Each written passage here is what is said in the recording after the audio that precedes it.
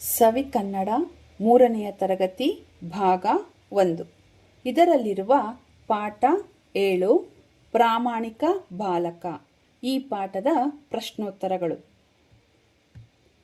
ಈ ವಿಡಿಯೋ ಇಷ್ಟವಾದಲ್ಲಿ ಲೈಕ್ ಮಾಡಿ, ಶೇರ್ ಮಾಡಿ ಹಾಗೂ ಸಬ್ಸ್ಕ್ರೈಬ್ ಆಗಿ. ಅಭ್ಯಾಸ ಪ್ರಶ್ನೆಗಳಿಗೆ ಉತ್ತರಗಳನ್ನು ಹೇಳುತ್ತೇನೆ. ಅ. ಬಿಟ್ಟಿರುವ ಸ್ಥಳವನ್ನು ಸೂಕ್ತ ಪದಗಳಿಂದ ತುಂಬಿ ಬರೆ. 1. ದಾರಿ ಬದಿಯ ಡ್ಯಾಶ್ ತೋಪಿನಲ್ಲಿದ್ದ ಹಣ್ಣುಗಳು ಆಕರ್ಷಿಸಿದವು. ದಾರಿ ಬದಿಯ ಮಾವಿನ ತೋಪಿನಲ್ಲಿದ್ದ ಹಣ್ಣುಗಳು ಆಕರ್ಷಿಸಿದವು. 2.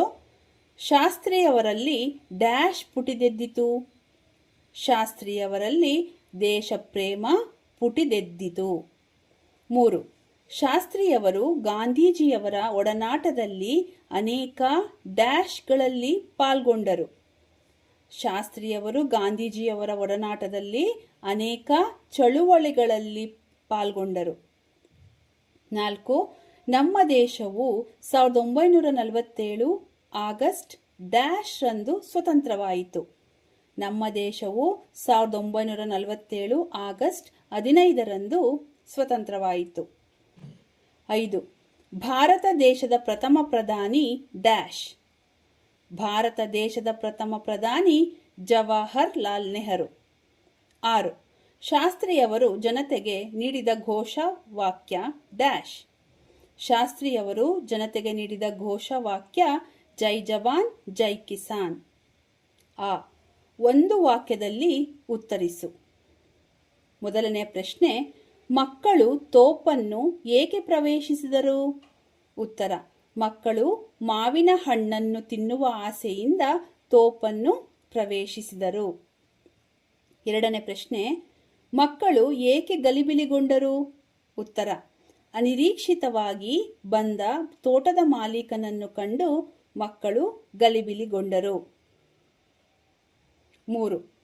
ಮಾಲೀಕನ ಮನಸ್ಸು ಏಕೆ ಕರಗಿತು? ಉತ್ತರ, ಬಾಲಕನ ಮುಗ್ಧ ಹಾಗೂ ಪ್ರಾಮಾಣಿಕ ಮಾತುಗಳನ್ನು ಕೇಳಿ ಮಾಲೀಕನ ಮನಸ್ಸು ಕರಗಿತು. 4ನೇ ಪ್ರಶ್ನೆ, ಶಾಸ್ತ್ರಿಯವರಿಗೆ ಸರ್ಕಾರ ಯಾವ ಪ್ರಶಸ್ತಿ ನೀಡಿ ಗೌರವಿಸಿತು? ಉತ್ತರ, ಶಾಸ್ತ್ರಿಯವರಿಗೆ ಸರ್ಕಾರ ಭಾರತ ರತ್ನ ಪ್ರಶಸ್ತಿ ನೀಡಿ ಗೌರವಿಸಿತು. ಈ 2-3 ವಾಕ್ಯಗಳಲ್ಲಿ ಉತ್ತರಿಸು. ಕೆಳಗಿನ ಪ್ರಶ್ನೆಗಳಿಗೆ 2-3 ವಾಕ್ಯಗಳಲ್ಲಿ ಉತ್ತರಗಳನ್ನು ಬರೆಯಬೇಕು. 1. ಬಾಲಕ ಮಾಲೀಕನಿಗೆ ಏನೆಂದು ಹೇಳಿದನು? ಉತ್ತರ, ನಾನು ಮಾಡಿದ್ದು ತಪ್ಪು, ಇನ್ನೆಂದೂ ಇಂತಹ ತಪ್ಪು ಮಾಡುವುದಿಲ್ಲ. ಆದರೆ ನಾನು ಮಾಡಿದ ತಪ್ಪಿಗೆ ನನ್ನ ತಂದೆ ತಾಯಿ ಮತ್ತು ಗುರುಗಳು ನಿಂದನೆಗೆ ಗುರಿಯಾದರಲ್ಲ ಎಂದು ದುಃಖಿಸುತ್ತಿರುವೆ ಎಂದು ಬಾಲಕ ಮಾಲೀಕನಿಗೆ ಹೇಳಿದನು. 2ನೇ ಪ್ರಶ್ನೆ, ಮಾಲೀಕ ಬಾಲಕನನ್ನು ಹೇಗೆ ಸಮಾಧಾನಪಡಿಸಿದನು? ಉತ್ತರ, ಮಗು, ನಿನ್ನ ತಪ್ಪನ್ನು ನೀನು ಒಪ್ಪಿಕೊಂಡಿರುವೆ.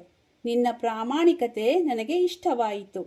ತಪ್ಪನ್ನು ಅರಿಯುವ, ತಿದ್ದಿಕೊಳ್ಳುವ ನಿನ್ನ ಈ ಗುಣ ನಿನ್ನನ್ನು ದೊಡ್ಡ ವ್ಯಕ್ತಿಯನ್ನಾಗಿ ಮಾಡುತ್ತದೆ ಎಂದು ಹೇಳಿ ಮತ್ತಷ್ಟು ಮಾವಿನ ಹಣ್ಣುಗಳನ್ನು ನೀಡಿ ಸಮಾಧಾನಪಡಿಸಿದನು. 3ನೇ ಪ್ರಶ್ನೆ, ಶಾಸ್ತ್ರಿಯವರು ಮಂತ್ರಿ ಪದವಿಗೆ ಏಕೆ ರಾಜೀನಾಮೆ ನೀಡಿದರು? ಉತ್ತರ, ಶಾಸ್ತ್ರಿಯವರು ರೈಲ್ವೆ ಮಂತ್ರಿಯಾಗಿ ಕಾರ್ಯನಿರ್ವಹಿಸುತ್ತಿದ್ದಾಗ ರೈಲ್ವೆ ಅಪಘಾತವೊಂದಕ್ಕೆ ತಾವೇ ಹೊಣೆ ಹೊತ್ತು ತಪ್ಪು ತಮ್ಮದಲ್ಲದಿದ್ದರೂ ಮಂತ್ರಿ ಪದವಿಗೆ ರಾಜೀನಾಮೆ ನೀಡಿದರು. ಈ ಕೆಳಗಿನ ಹೇಳಿಕೆಗಳಿಗೆ ಕಾರಣ ಕೊಡು. ಮೊದಲನೇ ಪ್ರಶ್ನೆ, ಮಾಲೀಕ ಒಡೆಯದಿದ್ದರೂ ಬಾಲಕ ಅತ್ತನು. ಕಾರಣ, ತಾನು ಮಾಡಿದ ತಪ್ಪಿಗೆ ತನ್ನ ತಂದೆ ತಾಯಿ ಮತ್ತು ಗುರುಗಳು ನಿಂದನೆಗೆ ಗುರಿಯಾದರಲ್ಲ ಎಂಬ ಕಾರಣಕ್ಕೆ ಮಾಲೀಕ ಒಡೆಯದಿದ್ದರೂ ಬಾಲಕ ಅತ್ತನು. 2ನೇ ಪ್ರಶ್ನೆ, ಶಾಸ್ತ್ರಿಯವರು ದೇಶದೆಲ್ಲೆಡೆ ಮನೆ ಮಾತಾದರು. ಕಾರಣ, ಕೇವಲ 18 ತಿಂಗಳ ಅವಧಿಯಲ್ಲಿ ತಮ್ಮ ಪ್ರಾಮಾಣಿಕತೆ ಹಾಗೂ ದೇಶ ಪ್ರೇಮದ ನಡವಳಿಕೆಗಳಿಂದ ದೇಶದೆಲ್ಲೆಡೆ ಶಾಸ್ತ್ರಿಯವರು ಮನೆ ಮಾತಾದರು. ಇಲ್ಲಿ ಕೊಟ್ಟಿರುವ ಮಾತುಗಳನ್ನು ಯಾರು ಯಾರಿಗೆ ಹೇಳಿದರು ಎಂದು ಬರೆಯಿರಿ. ಕೆಳಗೆ ಕೊಟ್ಟಿರುವಂತಹ ಮಾತುಗಳನ್ನು ಯಾರು ಯಾರಿಗೆ ಹೇಳಿದರು ಎಂಬುದನ್ನು ಬರಿಬೇಕು. 1ನೇ ಪ್ರಶ್ನೆ, ನಿನ್ನ ಅಪ್ಪ ಅಮ್ಮ ಗುರುಗಳು ಇದನ್ನೇ ಏನು ಕಲಿಸಿದ್ದು? ಯಾರು ಹೇಳಿದರು? ಉತ್ತರ, ಈ ಮಾತನ್ನು ತೋಟದ ಮಾಲೀಕ ಹೇಳಿದನು. ಯಾರಿಗೆ ಹೇಳಿದರು? ಬಾಲಕನಿಗೆ ಹೇಳಿದನು. 2ನೇ ಪ್ರಶ್ನೆ, ಇನ್ನೆಂದೂ ಇಂತಹ ತಪ್ಪು ಮಾಡುವುದಿಲ್ಲ. ಯಾರು ಹೇಳಿದರು? ಈ ಮಾತನ್ನು ಬಾಲಕ ಹೇಳಿದನು. ಯಾರಿಗೆ ಹೇಳಿದರು? ತೋಟದ ಮಾಲೀಕನಿಗೆ ಹೇಳಿದನು. 3ನೇ ಪ್ರಶ್ನೆ, ನಿನ್ನ ಈ ಗುಣ ನಿನ್ನನ್ನು ದೊಡ್ಡ ವ್ಯಕ್ತಿಯನ್ನಾಗಿ ಮಾಡುತ್ತದೆ. ಯಾರು ಹೇಳಿದರು? ಈ ಮಾತನ್ನು ತೋಟದ ಮಾಲೀಕ ಹೇಳಿದನು. ಯಾರಿಗೆ ಹೇಳಿದರು? ಬಾಲಕನಿಗೆ ಹೇಳಿದನು. ಕೊಟ್ಟಿರುವ ಪದಗಳನ್ನು ಓದಿ ಅನಂತರ ಸ್ವಂತ ವಾಕ್ಯ ರಚಿಸು. ಕೆಳಗೆ ಕೊಟ್ಟಂತಹ ಪದಗಳಿಗೆ ಸ್ವಂತ ವಾಕ್ಯವನ್ನು ಬರೆಯಬೇಕು. 1, ಮನೆ ಮಾತಾಗು. ನಾನು ಚೆನ್ನಾಗಿ ಓದಿ ಸಾಧನೆ ಮಾಡಿ ಮನೆ ಮಾತಾಗುವೆ. 2, ಹೊಣೆ ಹೊತ್ತು. ಸೈನಿಕರು ದೇಶ ರಕ್ಷಣೆಯ ಹೊಣೆ ಹೊತ್ತು ನಿಂತಿದ್ದಾರೆ. 3, ಪುಟಿದೇಳು. ಆಟವಾಡುವಾಗ ಚೆಂಡು ಪುಟಿದೇಳುತ್ತದೆ.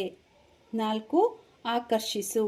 ತರಗತಿಯಲ್ಲಿ ಶಿಕ್ಷಕರು ಅಭಿನಯದ ಮೂಲಕ ಮಾಡಿದ ಪಾಠ ಎಲ್ಲರನ್ನೂ ಆಕರ್ಷಿಸುವಂತಿತ್ತು. ಸಾಮರ್ಥ್ಯಾಧಾರಿತ ಚಟುವಟಿಕೆ. ಈ ಚಿತ್ರಗಳನ್ನು ಗಮನಿಸಿ ಅವು ಏಕೆ ಬೇಕು ಎಂಬುದನ್ನು ಒಂದು ವಾಕ್ಯದಲ್ಲಿ ಬರೆಯಿರಿ. ಮೊದಲನೆಯ ಚಿತ್ರ, ಇದು ಟೋಪಿಯ ಚಿತ್ರ. ತಲೆಗೆ ಟೋಪಿ ಧರಿಸಿ ಬಿಸಿಲು ಮತ್ತು ಮಳೆಯಿಂದ ರಕ್ಷಿಸಿಕೊಳ್ಳಬಹುದು. 2ನೆಯ ಚಿತ್ರ, ಪೆನ್ನು. ಪರೀಕ್ಷೆಗಳು, ಪ್ರಬಂಧಗಳು, ಟಿಪ್ಪಣಿಗಳು ಮುಂತಾದವುಗಳನ್ನು ಬರೆಯಲು ಪೆನ್ನು ಬೇಕು. 3ನೆಯ ಚಿತ್ರ, ಪುಸ್ತಕ. ಪುಸ್ತಕದಿಂದ ಬೇರೆ ಬೇರೆ ವಿಷಯಗಳನ್ನು ತಿಳಿದುಕೊಳ್ಳಬಹುದು. 4ನೆಯ ಚಿತ್ರ, ರೈಲು. ಒಂದು ಕಡೆಯಿಂದ ಮತ್ತೊಂದು ಕಡೆಗೆ ಜನರು ಪ್ರಯಾಣಿಸಲು ಹಾಗೂ ಸರಕುಗಳನ್ನು ಸಾಗಿಸಲು ರೈಲು ಬೇಕು. ಕೊಟ್ಟಿರುವ ಚಿತ್ರವನ್ನು ಗಮನಿಸಿ ಪ್ರಶ್ನೆಗಳಿಗೆ ಉತ್ತರಿಸು. ಈ ಚಿತ್ರವನ್ನು ಗಮನಿಸಿ ಕೊಟ್ಟಂತಹ ಪ್ರಶ್ನೆಗಳಿಗೆ ಉತ್ತರವನ್ನು ಬರೆಯಬೇಕು. 1ನೇ ಪ್ರಶ್ನೆ, ನೀರು ಏಕೆ ಸುರಿಯುತ್ತಿದೆ? ಉತ್ತರ, ನಲ್ಲಿಯನ್ನು ನಿಲ್ಲಿಸದೆ ಇರುವುದರಿಂದ ನೀರು ಸುರಿಯುತ್ತಿದೆ. 2ನೇ ಪ್ರಶ್ನೆ, ನೀರು ಸುರಿಯುವುದನ್ನು ನಿಲ್ಲಿಸಬೇಕು ಏಕೆ? ನೀರು ಅತ್ಯಮೂಲ್ಯವಾದದ್ದು. ಎಲ್ಲ ಜೀವಿಗಳು, ಸಸ್ಯಗಳು ನೀರನ್ನು ಅವಲಂಬಿಸಿವೆ. ನೀರಿಲ್ಲದಿದ್ದರೆ ಬದುಕಲು ಸಾಧ್ಯವಿಲ್ಲ. ಹಾಗಾಗಿ ನೀರನ್ನು ವ್ಯರ್ಥ ಮಾಡದೆ ನೀರನ್ನು ಉಳಿಸಬೇಕು. ಭಾಷಾಭ್ಯಾಸ. ಮಾದರಿಯಂತೆ ವಾಕ್ಯ ರಚಿಸು. ಮಾದರಿ, ನಾನು ಹಣ್ಣನ್ನು ತಿಂದೆನು. ನೀನು ಹಣ್ಣನ್ನು ತಿಂದೆ. ನಾವು ಹಣ್ಣನ್ನು ತಿಂದೆವು. ನೀವು ಹಣ್ಣನ್ನು ತಿಂದಿರಿ. ಅವನು ಹಣ್ಣನ್ನು ತಿಂದನು. ಅವಳು ಹಣ್ಣನ್ನು ತಿಂದಳು. ಅವರು ಹಣ್ಣನ್ನು ತಿಂದರು.